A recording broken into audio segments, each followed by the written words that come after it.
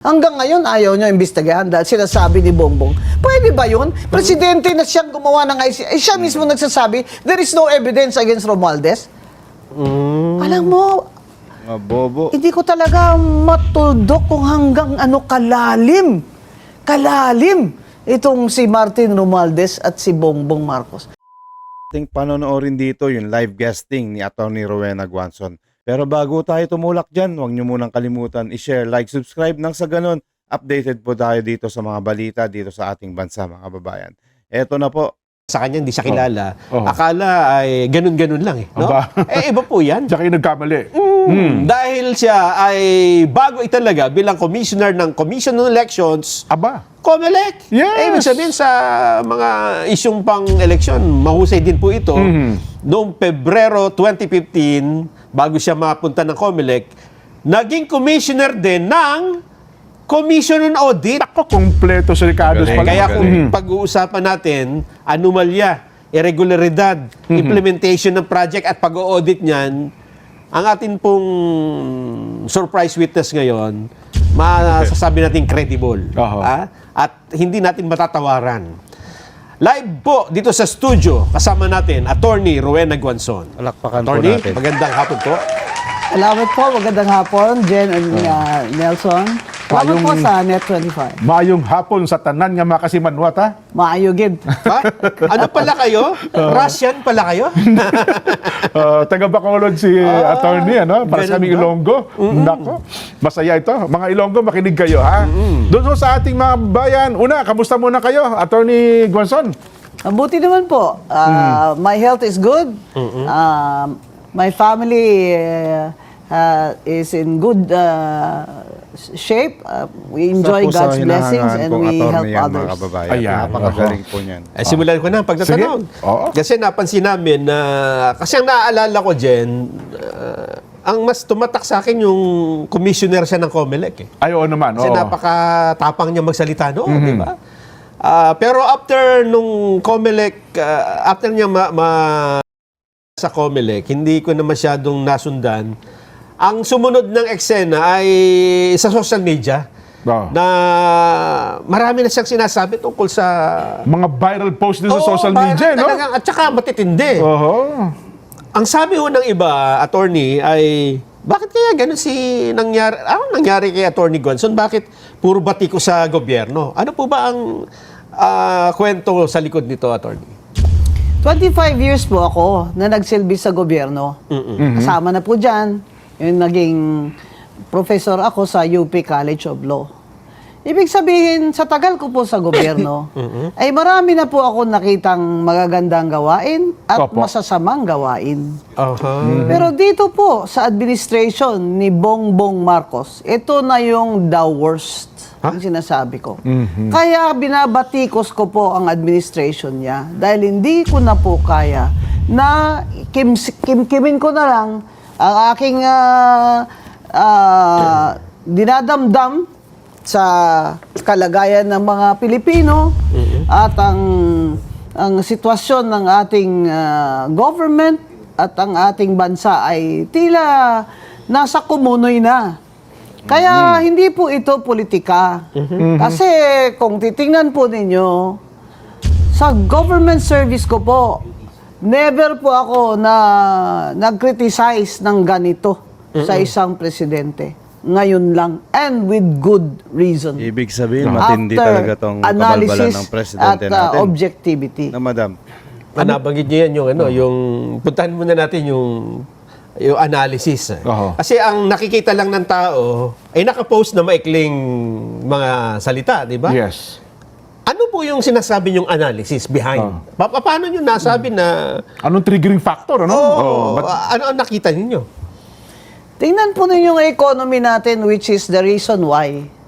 One of the reasons why ang mga tao ay nagpoprotesta na ng tuloy-tuloy. Iba-ibang grupo na ang nagpoprotesta, lalo na nitong nakaraang buwan at itong November. Dahil kung titingnan po, minana po ni Duterte, President Duterte kay GMA, ay maganda po ang ekonomiya. Minana po niya kay Pinoy. Di po ba? Yes po, yes po. Ngayon, Ako'y na-appoint ng mga Aquino, pero karangalan ko po yun. At maganda naman po ang pamahala ni Noynoy Aquino.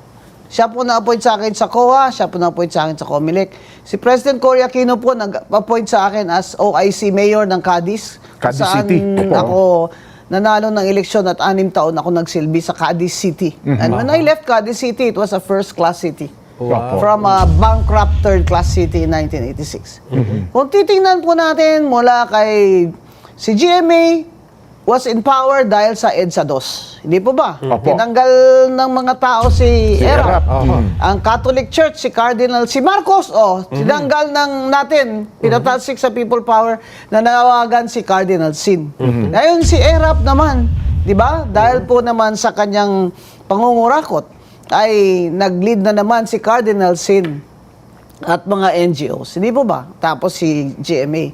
Si GMA po, nung una, ayaw nila kasi ayaw nilang siya magpresidente pero nangako siya na hindi siya tatakbo. Pero tumakbo siya. Pero ano ang resulta? Maganda ang resulta. Yun. Kasi si GMA po, Gloria Macapagal Arroyo, has a PhD doctorate degree in economics from the University of the Philippines. Alam nyo, kahit anong sabihin nyo, ang taong may sadyang talino at kaalaman sa ekonomiya, ay talagang bihira po siya nagpi-failure. So, after that, Pinoy inherited, di ba, a good economy. Okay? The result was good. He was also a good president. Wala kang makitang usap corruption. And then, Duterte Amen. became president. Yeah. In a very difficult time dahil nag-COVID pa. Yes. Okay? Tatlong taon. Umakyat yung debt ng Pilipinas because kailangan magutang para sa mga ganito, sa pandemic, sa ganyan. Nung si BBM na, ay taon-taon, dinadagdagan niya yung utang. Etong taon na ito, ang dagdag sa utang ay 2.7 trillion. Grabe, guys. Trillion po. Ay nako, hindi po nyo mabilang yan, ang trillion. Ang sinabi ni Secretary Recto, 2.6 trillion na yan sa 2.7 na utangin natin sa taong ito sa ibang bansa at ibang sa labas na mga world financial institutions ay para lamang sa gastusin para mapaandar ang gobyerno o administrasyon ni BBM. Grabe, So, ang guys. ibig sabihin, mangungutang tayo taon-taon ng bilyon-bilyong piso para mandar lang itong administrasyon ni Bongbong Marcos na ninanakawan lang tayo. Nagbabayad tayo ng taxes, deficit lagi ang national budget, kinukurakot pa ng mga walang iyang congressman at ng kanilang dating speaker. Grabe rin, guys, no? Walang patawad tong administration natin, yung si BBM. Biruin mo yung utangin nila, kukurakutin pa nila. Yun na nga lang yung inutang natin para mapatakbo tong bansa natin, yung gobyerno natin na sinasabi ni attorney. Titirahin pa ng mga magbabalot. Malupit talaga itong BBM. Matindi. Ayun, ibig ko sabihin, Grabe. may mga Kapalpakan. kapalyahan. Kapalyahan, Ilonggo kapalpakan. kasi si Din Bongbong. naman si Digong. Opo. We were mayor together, no? So, Ilongga kasi to si attorney, guys, mga kababayan. Kaya nahirapan magsalita ng Tagalog. Tsaka laging English spokening po to. Kaya pansinin nyo pag nagtatagalog po siya, parang nahihirapan. we have met personally before pa. Meron din naman siyang kapalpakan sa ekonomiya. Ekonomiya pinag-usapan natin, ha? Pero hindi ganito na ang mismong congressman natin na gumawa ng ang national budget, Kabalbalan. ang mismong looted the budget, mismong nagnakaw sa budget natin ay gumagawa ng budget. Ibig sabihin, sa bahay mo, yung inatasan mo magluto ng ulam at kanin mo, Yun. Kinain lahat. ay siyang nagnanakaw, kinakain yung Yung dapat pambilhan mo ng Ricardo. Dapat ipamigay mo sa pamilya mo.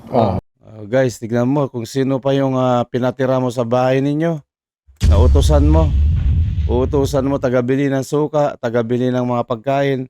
Siya pa yung lumapa sa pagkain mo, guys. Ganun katindi yung corruption ni Romualdez, mga kababayan. No? Nilapa lahat yung pera natin. Ninaniobra nila ang dalawa ni Ko. Paano maluwag tong presidente natin? Kaya nagkaganon, mga kababayan. So, ang lahat ng tao, nagbabayad ng buwis. Kahit tricycle driver, nagbabayad ng isedula. Kahit tricycle driver o labandera, nagbabayad ng VAT. Bibili ka ng gamot, may VAT kung hindi ka senior. O PWD. Bibili ka ng pagkain, bigas, may VAT kung hindi ka senior. Ibig sabihin, ang mahihirap, lalong humihirap dahil malala na sa VAT, 12% the highest in Asia. At the same time, grabe yung pangungurakot ng mga congressman. Yun ang Ibig masakit sabihin, ang gobyernong nangungutang ng 2.7 trillion taon-taon o sa taong ito is operating on a deficit habang ang mga congressman gagawa ng budget na deficit na, nanakawan pa nila ang mga... Kinakain pa, mga buhaya. Diyos ko. Sinabi ni BBM kanina, mga walang hiya daw sila. Ikaw ang dapat mahiya, BBM. Under your administration, ganito na inabot natin. Yung sabi ni Frank Drilon, why have we come to this? Kasi si Frank Drilon, noon pa yan, 1986, nasa politika na yan. Di ba? Matino, matuwid na tao yan. Kilala ko yan personal.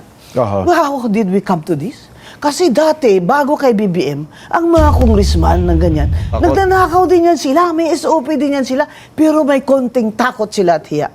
Pero dito sa administration ni BBM, dahil pinsan niya ang speaker, Walang hiya. pinsan niya ang speaker, sila na lahat naglagay ng mga tao dyan sa DPWH, sa custom, sa, di ba, sa Malacanang, lahat yan ay kayang-kaya nilang magnakaw ng ganito katindi. Kaya wala silang konsensya para sa taong bayan at sa Pilipinas. Ang tingin naman sa atin, hindi lang naman tayo mahirap, pero pinakakurap na bansa Nakakalungkot sa yan, buong Asya, kung hindi man sa buong mundo. Ekonomiya, pinag-uusapan natin. Pasensya na kayo. Talagang kailangan lumabas na ito sa dibdib ko. Dahil kung hindi, ay baka naman po ako'y magkakasakit.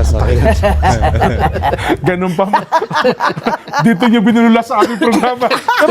Isa po sa lagi ko nakikita at napapansin ko rin, Nelson, ang malimit niyo po binabati ko sa Atty. Guanzon, yung mga opisyal na inilalagay pa po yung kanilang mukha sa mga relief goods. May nakita akong kape. Kape, ano ha? Si Frasco, sa Cebu.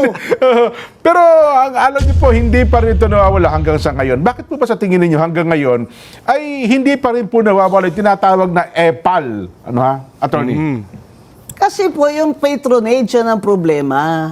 Talagang yung patronage sa sistema at kultura, ayon mga politiko na umangat ang buhay ng tao, na kukunti na mahirap. Ngayon, 50% ng Pilipino ay gutom. Ayon sa Pulse Asia survey. Tama, yung That's latest. almost 60 million nagugutom. Pag gutom ang tao, pigado, pobre ang tao, mas madali silang bilhin bawat eleksyon. Mas konti lang bigay ay halos sa halikan na yung mga kamay ng mga politiko. Pero tingnan nyo yung ginawa ng mga tao sa Cebu kay BBM. I-replay nyo. Tingnan yung tingin sa kanya ng mga tao doon. Puwira gaba lang. Wala talagang nag-extend ng kamay sa kanya. Wala man lang nagsigaw-sigaw na, Mr. President, salamat, dagang salamat. Pero, guys, no? buyag. Ang mga tao, yung galit kay BBM, nakikita talaga sa mukha nila. Sana mapukaw na ang mga pobre ba na wag na kayong pa-vote buying sa 2028. Kung magbigay sila ng pera, tanggapin nyo na lang. Hindi naman nila alam kung anong nilagay mo dyan sa baluta mo. Itong mga congressman na ito mga pasimuno ito eh. Tayo lahat, sana lahat yung 10% lang yata matitino sa inyo, baka 5% lang eh. Sana yung 95% sa inyo, sana matalo kayo lahat sa 2028. Tingnan nyo nangyari sa atin. Aha. Oo. Malala pa tayo sa Vietnam? Ha? Na dati ay, Wala sikat-sikat lahat ng tayo malala na tayo sa Thailand. Abay dati gagawa na sana tayo ng aeroplano eh. Di ba? Aha. Yung RISE sa IRRI, sa UP de Los Baños, nauna pa tayo dyan eh.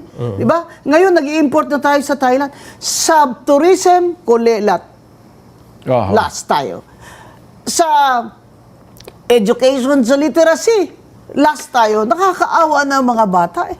Gagraduate hindi marunong man lang mag-intindi kung ano ba yung binasa at minimoryan niya. Nako. At si Bongbong, masyado namang yabang na magaling siya ng presidente. 22 lang ka-classrooms ang nagawa niya. Tayo Sa dyan. isang taon, ano ka ba? Kung gising ka sana, hindi ka sana laging tulog dyan, Mr. President, nalaman mo na yan sa first month, di ba, sa inventory mo ng performance at targets. Anong nangyari sa Philippine Development Plan ng NEDA? Aha. Yan ang dapat batayan sa administrasyon ni Marcos na wala tayong sasabing, walang bayad ng politika. O sige, NEDA, ilabas mo sa amin ang iyong analysis at comparison. Ito ang Philippine Development Plan. Aha. Ito poverty alleviation, hunger, ganyan-ganyan na mga dapat isolve. At ito yung nagawa ni BBM sa loob ng isang taon lamang. 3 taon lamang. So, ang ano po namin, hindi po ito politika ang banat ko sa kanya ba? Opo. Ekonomiya at kabuhayan ng tao, grabe ang poverty. Yung foreign direct investments, bumagsak 40.5% this year. Anong ibig sabihin yan? 5 billion o 500 million na lang ang foreign direct investment na pumasok. Itong Matindi, guys. taon na ito. Opo, Sobra. 2026, tapos 2025. Anong pinagmamalaki ni BBM sa atin? Na pag umaalis siya, nakakakuha siya ng mga milyon-milyon na investment. Sana ang mga bagong factory para meron tayong bagong trabaho. Sana po ang mga investment. Wala. Sino naman mag-i-invest sa Pilipinas kung ganito kakurap ang gobyerno? Nakakalungkot po yan. Pero, balikan ko yung punto. Mga kababayan, yun nga Maharlika Fund, di na natin alam kung ano na nangyari, di ba? Ito pa kaya, aasa pa kaya tayo yung gaganda ekonomiya natin. Biruin mo, mga GSIS, SSS natin, dun, kinuha yung pondo, maano nila yung Maharlika Fund. Nawala lang lahat dito sa administrasyon ni BBM yun. Ito ba talaga yung nakakatulong para suportahan ng mga politiko ang isang tao? Sabi nyo nga, dinidikit ng kanilang mukha kung saan-saan. Ba't masyado, kasi sa tingin nila, parang masyado malakas ang loob na gawin ito ng mga politiko na umepal. Kasi, ang Walang tanong, batas. walang batas. Pero suma total, nakakatulong ba ito para iboto sila ng tao, attorney? Oo naman. Kasi kung ang mga pobre, na brainwash na nila na ganyan talaga. Opo. Day in, day out. Pag may calamity, bigyan mo ng bigas, ganyan-ganyan, lagyan mo ng ano. Pero, dahil nangangailangan ng tao, ang walang batas eh. Yung anti-EPAL. Anti-EPAL law. Walang batas. So, sana, ito lang yung ano ko, sana sa COA, yung panawagan ko.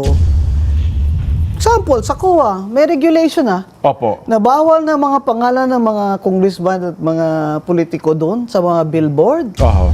Andyan pa rin. Dapat may ganun din silang regulation na pag namimigay ka ng mga kung ano-anong goods and services, na ginamit mo yung government money or funds from your office, bawal din yung EPAL. Bawal din maglagay ka ng sticker mo dyan. Congressman Prasco, ay baw, Uy, mura Congressman. magkinsa kang gwapuha ba? Tayo ka ng sticker ni mo, mura Wapo mong kay ka diya, oy! Sus ka! Kuyawan man tani mo, oy! Uno. Tama na yan. Etong mga- Bagyo na nga eh. Etong Ang mga mga- matay na nga yung tao mo eh. Bigyan mo pa ng mga tubig na may picture mo. Baka daw, ilagay sa Hindi ba tataka yun? yung picture. Tsaka ma-inspire, di ba? Oo. Pero ito pong mga ginagawang investigasyon, ang dami eh. Meron tayong Senate Blue Ribbon, may ICI, siyempre pupunta sa DOJ, tungkol dito sa mga flood control project. Ano sa assessment ninyo ang resulta nito? Problema sa ICI, wala siyang ngipin. It cannot even subpoena. No power of subpoena. Kaya tinan mo, invitation. We are inviting Kalokohan lang former Speaker Martin Romualdez. Abay, sino ba yan?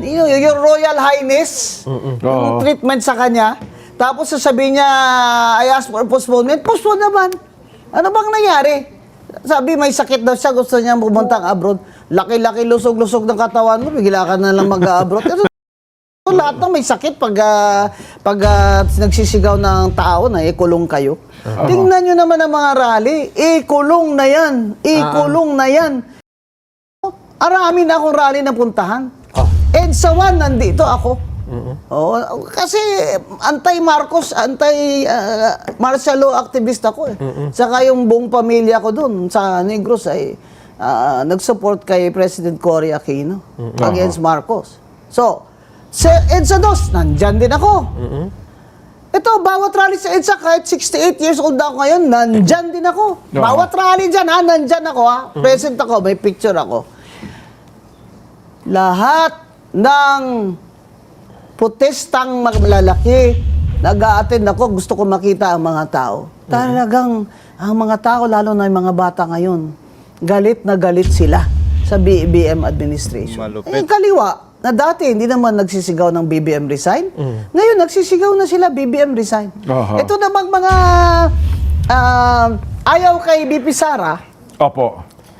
Ay, ayaw namin mag-BBM resign kasi pag nag-resign si BBM, si Sara ang papalit. magpresidente. Mas ayaw namin sila. Alam mo, ang bright nyo talaga. Napaka-bright nyo eh. Di ko na talaga maintindihan kung ano ba talagang gusto nyo. Gusto nyo, ganito na lang tayo 3 taon pa. Yan ba ang gusto nyo? Just because ayaw nyo kay Sara. May BBM konstitusyon Di ba tinanggal din natin si Marcos? Hindi nga si Cory ang vice president nun tinanggal din natin si Erap. Teka muna. Yun na, sabi nila, ito, just being honest being honest ay huwag kayong sumali sa rally ng Luneta kasi INC yan. Teka muna. EDSA 1, EDSA 2, si Cardinal Sin tumawag pag si INC ang tumawag ng rally dun sa Luneta, masama sila. Hindi ako INC pero Attorney. alam mo, minsan hindi ko na maintindihan. Kayong matatalino kayo, yung iba kasi ibigan ko pa kayo sa Facebook, kung bakit nabobo na kayo. Attorney, Nabobo na kayo ni BBM. Hindi ganyan. Ang importante i-focus nyo who has the power and who is failing us now. BBM has failed the people. He has failed because he has no capacity. He is incompetent. He is unfit to hold office. Weak Attorney, leader. magkape muna kayo ha. Baka mamaya Tubig muna, tubig.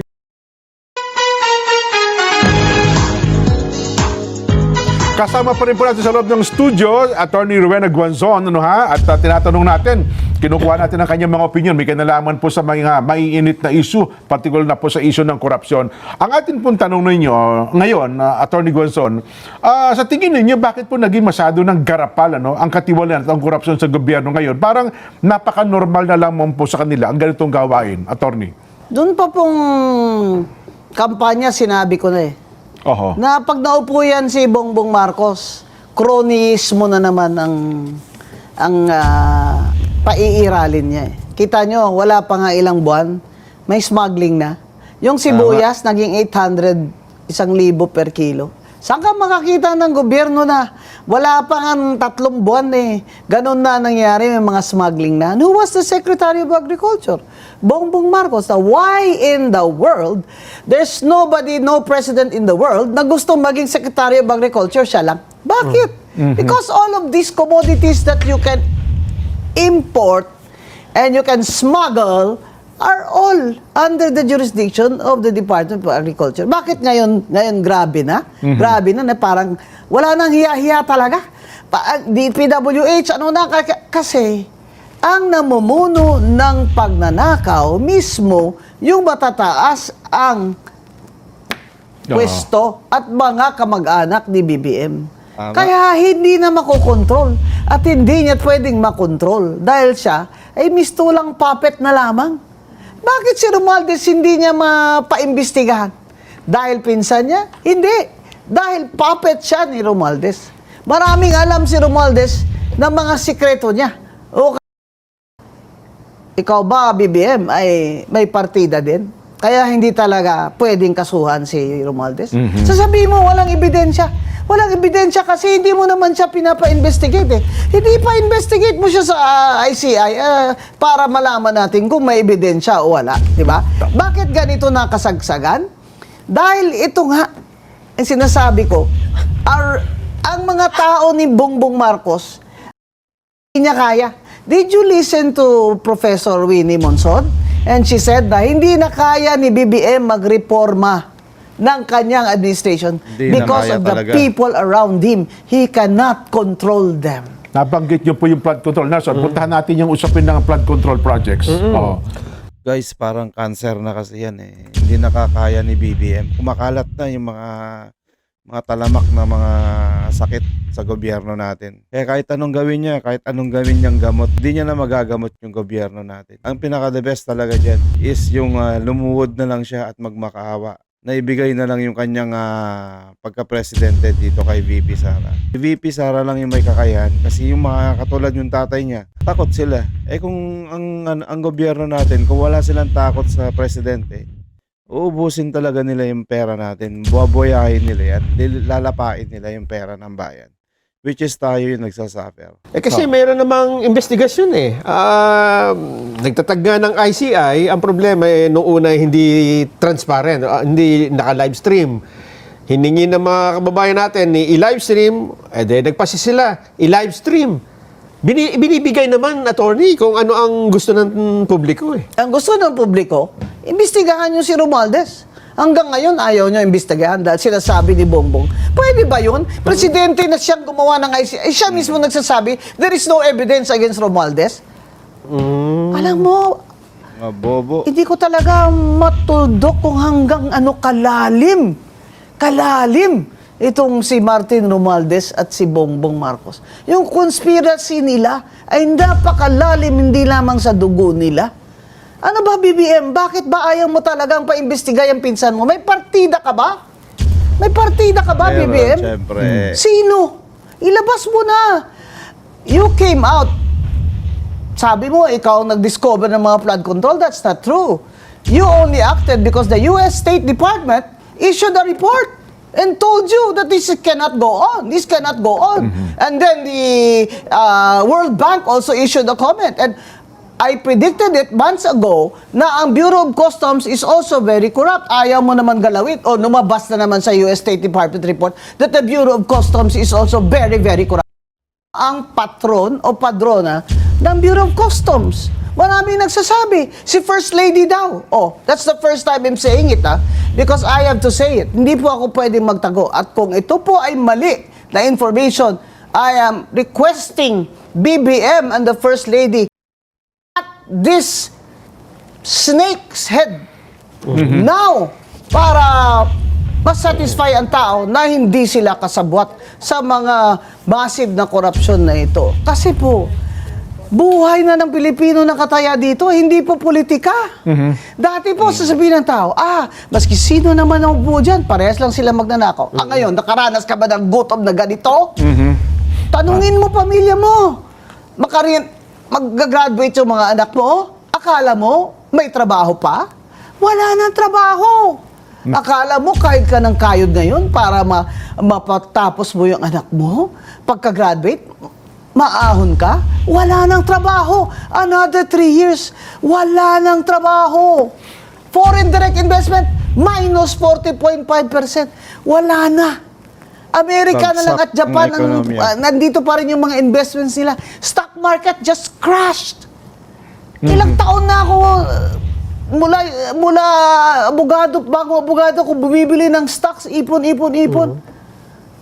Ngayon na ako nakakita at nakaramdam ng lugi na ganito. Less than 6,000 points. Ang bagsak ng stock market. Sino ang mag-i-invest sa Pilipinas? Kung ganito, ang korupsyon ng BBM administration, ito ang sanhi lahat ng kahirapan nating mga Pilipino. Attorney, dito po sa sasagawang rally ng Rally for Transparency and for Better Democracy ng Iglesia ni Cristo. Sa tingin po ninyo, ito ba'y makatutulong? talagang makakatulong po. Kasi yung sinasabi ko nga, wag na po tayong titingin lang tayo at sasabihin lang natin na pare-pareho lang yan sila lahat. Hindi po, matindi po itong dinadanas nating Matindi, kahirapan parang ngayon sakit. ninyo. Kasi sabihin nyo na naman na okay lang ako magsalita kasi I don't go hungry. I feel this way for you because I see it, di ba? Eh kami nga itong hindi nagugutom, araw-araw may kinakain kami, nararamdaman namin yung gastos sa grocery, ang mahal ng mga bilihin, ang mahal ng gasolina, akyat na naman, kayo pa kaya? Kaya ginihikayat ko tayo na mag-live stream man lang kayo na protesta. Kung ayaw nyong makaalis, wala kayong pamasahe. Saan kayo malapit? Pumunta kayo doon sa Luneta. Malapit, punta kayo doon, 16, 17, 18. Sa EDSA, kung malapit kayo doon. O kung kaliwa kayo, sige, doon kayo sa kaliwa, sa Mindiola kayo. Bahala na kayo kung kakamping kayo, kahit anong kulay nyo. O wala kayong kulay. Tumayo na kayo para sa bayan nyo. At dahil Opo. wala ng panahon. Kailangan alam ng buong mundo at ni BBM at ng First Lady na ayaw na natin ng ganitong sitwasyon at kahirapan ng ating bansa dahil sa korupsyon. Kailangan po talaga iparinig natin sa kanila. Kasi parang si BBM, hindi niya nafe-feel eh. Pansin nyo, parang kakaway-kaway po siya sa Cebu ba? Parang, ano ba ini-expect mo? At Mamahalin ka ng tao, yayakapin ka na, ay, BBM, we love you. Tingnan mo nangyari sa'yo sa Cebu. Parang ang tingin ng tao sa'yo, nakakadiri ka. Punta-punta ka pa dito. Bahaan na kami, nangamatay na kami dito. Padala ng 5,000 pang tayo ng bahay namin. Alam mo, kami mga Bisaya ba? Opo. We are sick and tired of being treated like we are poor, we are second class, third class citizens of this country. Dinagdagan mo pa. Attorney. BBM, talaga, Opo. kung babawi ako sa sunod na eleksyon, mga Bisaya dyan, kakampanyahan ko talaga against your candidate. Attorney, kahit na kayo ay hindi kaanib sa Iglesia ni Cristo, ano po masasabi niyo sa pinapakitang pagkakaisa ng Iglesia ni Cristo sa lahat po ng pagkakataon? Yun po nagsasabi na politika lang ito, ay hindi po kayo nag-aaral ng Biblia. Ako po, kahit di ako iglesia, sa Biblia po ako lumaki, tatay ko protestante. At napakatalino, Yun. summa cum laude. First, summa cum laude of Silliman University, war hero. Oho. Nag-aaral kami ng Biblia. Bible 1, 2, 3, 4. High school pa lang ako sa bahay, Biblia. Nagpipray ako before meets. Akala nyo, ganito katapang, di ako nagpipray. Nagpipray po ako bago ako kumain. Opo. Abay, ang iglesia, itong rally na ito, ay may basis po ito sa Biblia. Binasa ko po eh. Kasi sabi ko, kung doon ako sasali kayo sa Luneta, ano kayang nito, ng Christian teaching na basis ng iglesia? Habakuk. Oh, yung kayo, hindi ba nagbabasa ng Biblia na magbasa na kayo? Alam niyo pala yung aklat ng Habakuk, Attorney? Oo, ha? binasa ko lang naman yung Opo. English kasi ang Tagalog naman itong Biblia ng iglesia. Opo. At ang Biblia ng iglesia, at nakita ko, ay batay sa translation ng Catholic Church at ng Protestante. Yes po. Hindi nila gawa-gawa, hindi totoo. Hindi totoo na gawa-gawa lang na iglesia ang Biblia nila, hindi totoo. Nasa Nakita Bible ko. kasi yan, guys. Nakita ko yung Pare-parehas introduction lang ng naman yan Bible nasa nila Bible. in Tagalog, although Opo. I can only read in English. Opo. Ang sinasabi ng iglesia, itong bakit tatlong araw? Di ba? Opo. Yung Catholic bishops nagtawag sa EDSA, isang araw lang naman. Oho. Di ba? Ang tumindi lang ng ilang araw nung sa EDSA kami. Di ba? Oo. Itong araw sa Luneta. Yun pong sa EDSA, hindi po sa iglesia yun na led na rally. Pero may mga iglesia din po na dadalo doon at open po yun to all, itong dalawa, Luneta at iglesia. Bakit po 3 araw? Kasi po sa isang araw lang, hindi sila natitinag. Ang kakapal. Kaya po 3 araw para talagang makita sa world news na, uy, 3 araw, tigkakalahating milyon, kaya. Mga tao galit na talaga. Because the last rally of the Iglesia in Luneta, 1.6 or 1.7 million yun. Napuno yun hanggang halos sa TM Calaw, puno yun. In 3 days. Kaya ng Iglesia ni Cristo, the faithful, can do that for 3 days. Pero sama po tayo. Open naman po ito sa lahat. Kasi lang po, ang location ay Luneta, kaya kung saan po kayo malapit, doon kayo. Malapit kayo sa EDSA, doon kayo. Kung kaliwa naman kayo at hindi kayo naniniwala sa Diyos, sige, doon kayo sa Mindiola. O, pwede po yun. At, Pero opo. sumali po kayo. Yan po ang reason bakit 3 araw para talaga pong matinag sila ang gobyerno ni BBM at makita po talaga sa world news na ang mga Pilipino ay nagpo-protest po na si BBM ay hindi na. He is a failure. Failure. Kung ako teacher dito, hindi ka nga 70. Talagang failure ka. Bokya. Ayon, attorney, sa isasagawa pong rally for transparency ng Iglesia ni Cristo, ano ang tingin ninyo na magiging impact nito sa mga kababayan natin at maging sa gobyerno po? Ang ating po mga kababayan, na kahit po hindi sila iglesia, ay maririnig nila ang ating mga sasabihin sa rally. Ang mga mensahe doon. Kasi sila din po, mga Katoliko sila, may sarili din silang rally. Alam naman nila, tuhanan nito ang basihan ng ating mga protesta, kahit ano man ang relihiyon nyo. Hindi po ba? 2 EDSA na, ang nag-lead ay Katoliko. Ito, last month ba yung rally na pinuntahan ko sa EDSA na Catholic bishops din ang nagtawag noon. Pumunta rin ako doon. O ngayon, sabi nila kakaiba. Bakit po? Hindi po ba nakalagay dyan na ang kabutihan ng gobyerno? I'm just paraphrasing in Tagalog. Ang kabutihan ng gobyerno ay kabutihan ng tao. Ay yung kasamaan ng gobyerno, di kasama din ng tao. Ilonggohon ko pa ni. Attorney, ang inyo pong mensahe sa ating mga kababayan at salamat po sa pagbisita nyo sa aming palatuntunan. Sige Mga po. kababayan, sa pagmamahal po natin sa bayan natin, kailangan po ipakita natin ngayon. Kahit na po nasa bahay lang kayo, mag-live stream kayo. Mag-post kayo sa Facebook nyo ng inyong mga hinanakit at iniisip. Ano na po ang patutunguhan ng bayan natin? Ano na po ang future ng ating mga anak? Noon po ng ibang bansa ako, dahil nagbakasyon ako at nag-check ako ng mga mga OFW na kanilang mga feelings and Mga hinanaing. thinking. Tinanong po ako, attorney, may pag-asa pa ba? Kasi po mga anak ko doon nag-aaral pa. Alam mo ba, pinakamasakit sa akin na magsabi na kung pwede naman po ninyong lahat kapamilya nyo, ilabas nyo na lang sa bansa kung may makita kayong trabaho, gawin nyo na. Napakasakit sa akin na lumabas sa bibig ko yun. Na halos sabihin ko sa kanila na huwag na silang bumalik dito dahil wala naman silang babalikan na trabaho. Mga kababayan, ang OFW na lang na income ang siyang tumataguyod sa ating ekonomiya. Tourism, bagsak. Foreign investments, deficit. Budget, deficit. Tourism, gross domestic product, OFW earnings. Yan ang tatlong tumataguyod sa ating ekonomiya. OFW income na lang po ang natitira. Kaya, respetuhin po natin sila at alagaan po natin sila. Pasalamatan po natin sila sa kanilang economic na support sa ating bansa. At higit sa lahat, pakita nyo ang pagmamahal nyo sa bayan ninyo sa protestang ito laban sa administration ni BBM. Attorney, mananawagan ka ba na mag-resign na si BBM? Opo. BBM resign. BBM resign. You are unfit to be president. We will not survive another 3 years with you, under you.